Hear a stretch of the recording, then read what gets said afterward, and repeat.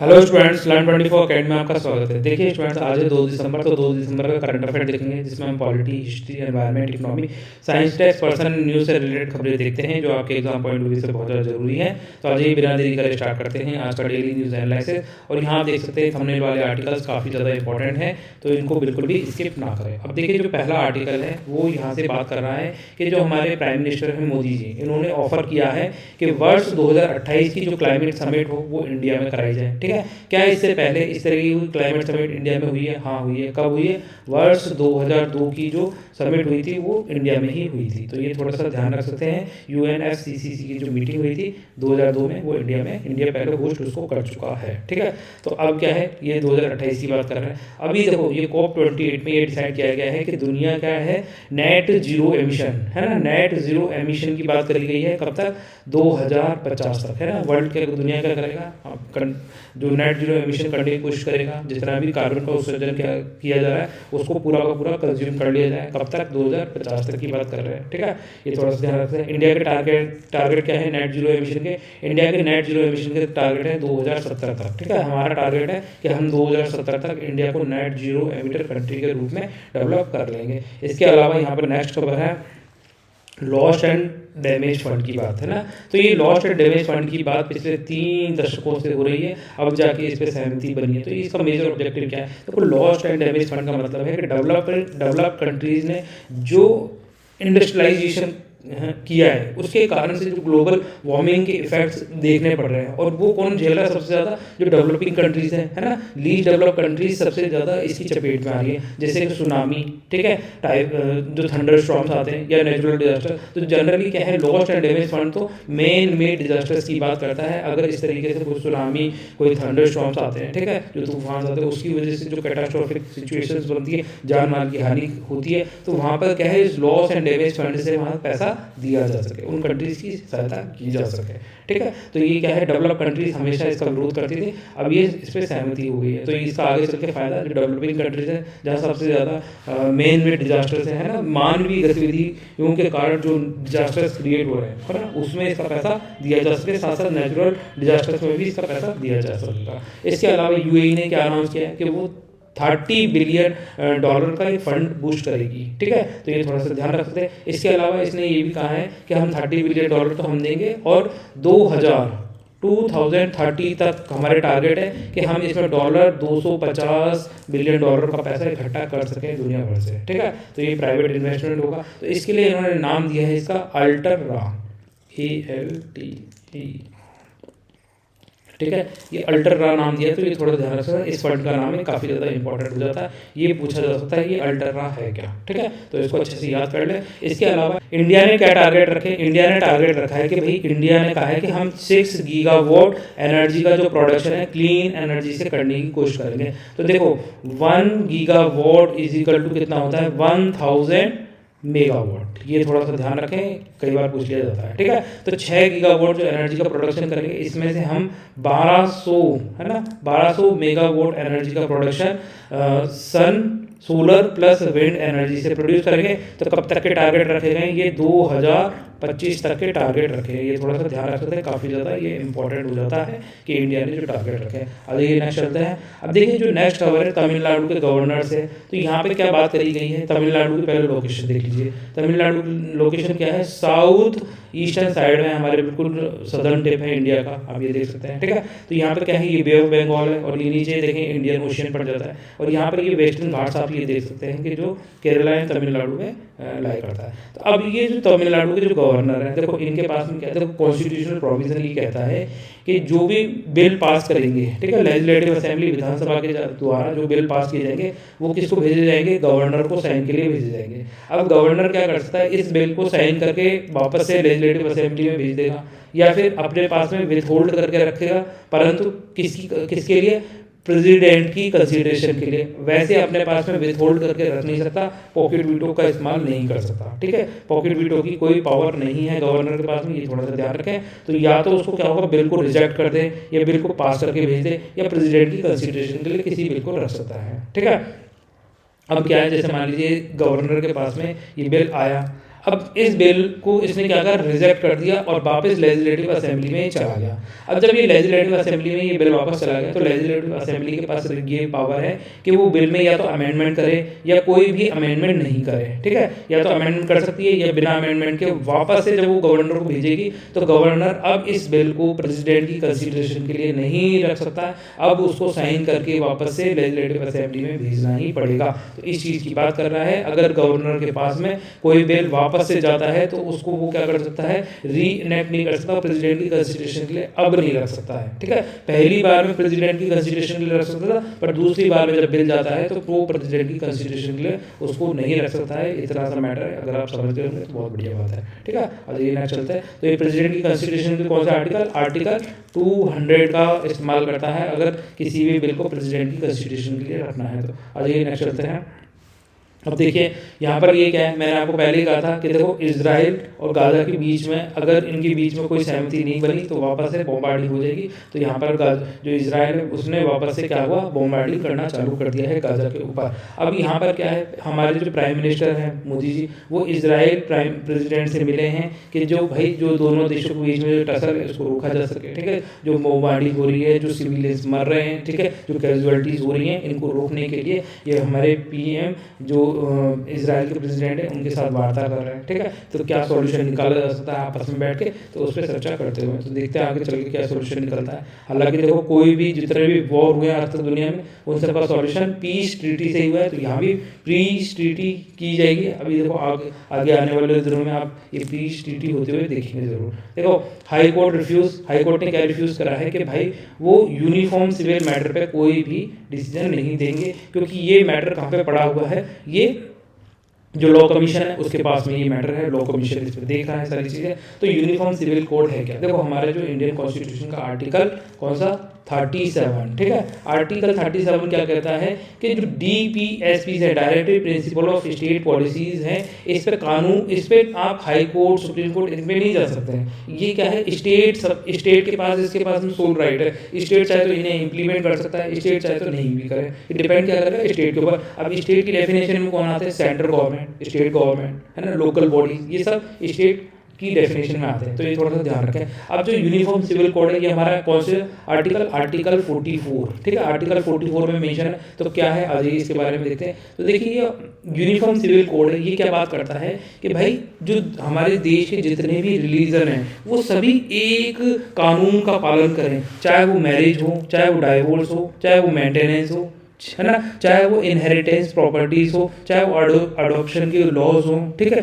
चाहे वो property transfer से रिलेटेड लॉज हो, तो इन सब लॉज से रिलेटेड एक ही कानून पूरे देश में होना चाहिए। इस चीज़ की बात करता है यूनिफॉर्म सिविल कोड, ठीक है। आर्टिकल 44 किससे बात कर रहा है, आर्टिकल 44 बात कर रहा है कि आप जो रिलीजन से रिलेटेड कानून हो या प्रॉपर्टी से रिलेटेड कानून हो या फिर अडॉप्शन से रिलेटेड कोई कानून हो, ठीक है, कोई मेंटेनेंस से रिलेटेड कानून हो, तो वो सारे कानून क्या हो, एक ही हों, पूरे देश भर के सभी नागरिकों के लिए समान हो, ठीक है। इस चीज़ की बात करता है, तो ये थोड़ा सा ध्यान रख सकते हैं। अब इसमें क्या है, स्टेट के पास सेल पावर है, ठीक है, तो वो क्या करेगी, वो चाहे तो यूनिफॉर्म सिविल कोड को लागू करे या नहीं करे, डिपेंड करता है स्टेट के ऊपर, ठीक है। कानून कोर्ट के अंदर नहीं जा सकते हैं इस पर। अब इसके अंदर देखो कुछ आर्ग्यूमेंट दिए जाते हैं इसके फेवर में यूनिफॉर्म सिविल कोड के। सबसे पहला, इट विल इंटीग्रेट इंडिया, ठीक है, तो ये जो कानून है ये पूरे देश को क्या है, यूनाइट करने का कार्य करेगा, ठीक है। फिर दूसरा क्या पॉइंट दिया जाता है, दूसरा पॉइंट दिया जाता है, it will reduce the vote bank of the politics, जो वोट बैंक पॉलिटिक्स होती है उसको ये कम करेगा, करप्ट करेगा, क्योंकि जब पूरे देश में समान कानून लागू हो जाएगा तो आप क्या डिफ्रेंशिएट कर ही नहीं पाएंगे, ठीक है। फिर इसके बाद में इसके फेवर में पॉइंट दिया जाता है कि ये जो पर्सनल लॉज हैं, ठीक है, हर किसी रिलीजन में अपने खुद के पर्सनल लॉज हैं, उनमें कुछ लूप होल्स हैं, तो उनको ख़त्म करने का कार्य करता है, ठीक है। उसके बाद में इसमें पॉइंट दिया जाता है कि ये हमारी जो मॉडर्न प्रोग्रेसिव नेशन को रिप्रेजेंट करेगा। अगर ये हमारे यूनिफॉर्म सिविल कोड लागू हो जाता है तो जो हमारे मॉडर्न थॉट्स हैं, प्रोग्रेसिव नेशन है ना, तो उसको ये रिप्रेजेंट करते हुए दिखेगा। इसके साथ साथ में ये बात करता है कि ये वुमेन्स को, महिलाओं को ज़्यादा अधिकार देने का कार्य करेगा, ठीक है। अभी क्या होता है, वुमेन्स के साथ में डिस्क्रिमिनेशन होता है, तो उसको कहीं ना कहीं ये रिड्यूस करेगा। इसके अलावा नेक्स्ट पॉइंट इसमें दिया जाता है कि जो इंडियंस हैं उसके साथ में जो डिस्क्रिमिनेशन होता है अलग अलग जगह पर, ठीक है, अलग अलग आप देखते हैं धर्मों के अंदर, अलग अलग जातियों के अंदर, तो उनके साथ में डिस्क्रिमिनेट किया जाता है, तो ये उसको बिल्कुल ख़त्म करने का कार्य करेगा। तो ये थोड़ा सा ध्यान रख सकते हैं। इसके अलावा ये हमारे देश को क्या है, यूनाइट तो कर ही रहा है, तो ये थोड़ा सा ध्यान रख सकते हैं। तो ये कुछ मेरे फेवर में पॉइंट है जो हमारे यूनिफॉर्म सिविल कोड को लागू करते हैं। तो ये क्या है, एक देश की भावना को जागृत करेगा और साथ में जो डिस्क्रिमिनेशन है उसको पूरी तरीके से खत्म करने का कार्य करेगा। तो ये थोड़ा सा ध्यान रख सकते हैं। अब आज ये नेक्स्ट खबर है। नेक्स्ट खबर है देखो, काजीरंगा राइनो एक मार दिया गया है, ठीक है। तो ये काजीरंगा नेशनल पार्क कहाँ है, ये कई बार एग्जाम में पूछा जाता है। तो काजीरंगा नेशनल पार्क है आसाम के अंदर, ये थोड़ा ध्यान रख सकते हैं, ठीक है, ये पूछा जाता है। तो आसाम किससे बॉर्डर टच कर रहा है, अरुणाचल प्रदेश नॉर्थ ईस्ट में, ठीक है, इधर नागालैंड है ईस्टर्न साइड में, फिर इधर मणिपुर के साथ बॉर्डर शेयर करता है, मिजोरम के साथ बॉर्डर शेयर करता है, त्रिपुरा के साथ बॉर्डर शेयर करता है। तो ये थोड़ा ध्यान रख सकते हैं। आसाम की लोकेशन बहुत ज़्यादा स्ट्रेटेजिक लोकेशन है, बहुत मतलब सभी के साथ में ये अपना बॉर्डर शेयर कर रहा है, इधर मेघालय के साथ में भी अपना बॉर्डर शेयर करता है। तो ये थोड़ा सा ध्यान रख सकते हैं कि आसाम कितना लंबा चौड़ा है, कितने, कई बार एग्जाम में पूछ रहे थे, आप सोचेंगे इधर कहाँ कर रहा होगा, तो इधर त्रिपुरा के साथ में भी ये अपना बॉर्डर शेयर करता है, ठीक है। तो अब देखिए स्टूडेंट्स, नेक्स्ट खबर है जो हमारी प्रेसिडेंट हैं द्रौपदी मुर्मू, इनके द्वारा AFMC को सम्मान दिया गया है ना, जिसका नाम है प्रेसिडेंट कलर। प्रेसिडेंट कलर अगर हिंदी में बोले तो राष्ट्रपति का निशान नाम से ये सम्मानित किया गया है। किसी भी मिलिट्री यूनिट को अगर राष्ट्रपति का निशान मिलता है तो ये उसके लिए हाईएस्ट ऑनर होता है, ठीक है। तो ये जो AFMC है ये आर्म फोर्सेस मेडिकल कॉलेज है, जिसकी स्थापना कब की गई थी, 1 मई, ठीक है, 1948 को इसे स्थापित किया गया था। तो ये एशिया के अंदर पहला ऐसा मेडिकल कॉलेज है जिसे आर्म फोर्सेस के द्वारा स्थापित किया गया है। ये थोड़ा सा ध्यान रख सकते हैं। जिसका मेजर काम क्या है, ये ग्रेजुएट, पोस्ट ग्रेजुएट, है ना, डॉक्टरेट की उपाधि देने का कार्य करता है, ठीक है। ये थोड़ा सा ध्यान रख सकते हैं। नर्सिंग जो सर्टिफिकेट्स होते हैं वो प्रोवाइड करता है। तो अभी क्या है, इसकी प्लेटिनम जुबली है, तो इस पर प्रेसिडेंट कलर से इन्हें सम्मानित किया गया है। तो थोड़ा सा ध्यान रख सकते हैं। अब आज ये नेक्स्ट खबर है वर्ल्ड बैंक। वर्ल्ड बैंक ने क्या है, एक पेपर पब्लिश किया जिसमें ये बताया है कि वर्ष 2018, ठीक है, 2018 तक क्या है, हमारा जो टॉयलेट्स का यूज़ था इंडिया के अंदर, है ना, तो इसको ये बढ़ रहा था, परंतु 2018 से क्या हुआ, ये रिड्यूस हुआ है। जो रूरल इंडिया है उन्होंने क्या है, रूरल कम्युनिटीज़ ने टॉयलेट का इस्तेमाल कम कर दिया है और ये डिक्लाइन होते हुए जा रहा है, ठीक है। तो कहीं ना कहीं ये जो स्वच्छ भारत जो हमारा मिशन चल रहा है, ठीक है, क्लीन इंडिया, सैनिटाइज इंडिया बनाने की जो हम बात करते हैं, तो उसके लिए ये रिपोर्ट एक तरीके से क्या करती है, आई ओपनिंग का कार्य करती है कि भाई हम सोच रहे हैं कि भाई लोग है ना स्वच्छता की तरफ जा रहे हैं, पर लोग वापस से क्या है खुले में शौच करने जा रहे हैं, तो ये कई कैटास्ट्रोफिक सिचुएशन बनती जा रही है। तो इसी पर ये पेपर छपा है, तो थोड़ा सा ध्यान रख सकते हैं। अब देखिए स्टूडेंट, नेक्स्ट खबर है कि जो PIBA ने एक रिपोर्ट पब्लिश करी है कि हमारे जो यूट्यूब से चैनल से कुछ जो क्या कर रहे हैं, फेक न्यूज़ फैलाने का कार्य कर रहे हैं। तो ये बहुत ज़्यादा इंपॉर्टेंट है आपके लिए कि देखो फेक न्यूज़ एक बहुत गंभीर विषय है, इसको बहुत ईजिली ना ले। आपके पास में मान लीजिए कोई एक खबर चल के आ गई तो उससे पूरा का पूरा सिचुएशन ही बदल जाती है, पूरी पूरी आइडियोलॉजी चेंज हो जाती है। आपने देखो एक राहुल गांधी का एक कोटेशन सुना होगा, इस साइड से आलू डालेंगे उस साइड से सोना निकलेगा, परंतु राहुल गांधी जी का नाम का वो किसका है, नरेंद्र मोदी जी का है, ठीक है। नरेंद्र मोदी जी किसी भाषण में ऐसे कह रहे थे कि हम किसानों की आय को दुगना कर देंगे और इस साइड से आलू डालेंगे उस साइड से वो सोना बन के निकलेगा, ठीक है। परंतु अब बीजेपी की IT सेल ने क्या करा, उसको राहुल गांधी के साथ में चिपका दिया, जबकि बोला किसने, नरेंद्र मोदी जी ने।